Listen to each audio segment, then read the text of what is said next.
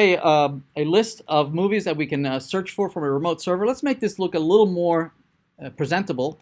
Let's use Bootstrap to style this. And what we'll do is that we'll wrap this whole thing in a container. So we'll say class name container. So that adds a little bit of centers the content a little bit, puts some margins left and right. Perhaps this is not the best place to put it. Maybe we should put it in the parent. So let's go back to the omdb component. Here we can put the container so that it wraps everything, right, the entire app with those margins.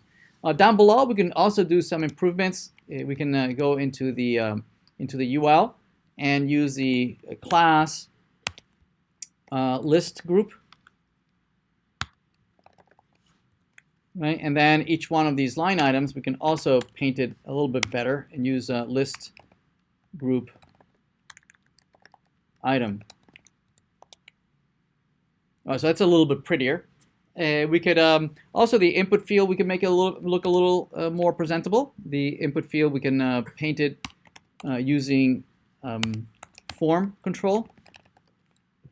So this is going to make it a little more foam friendly. And so it takes up the entire width of the page. Also, it's responsive. The button we can also paint as well. Maybe we can put some class name, and this is a button.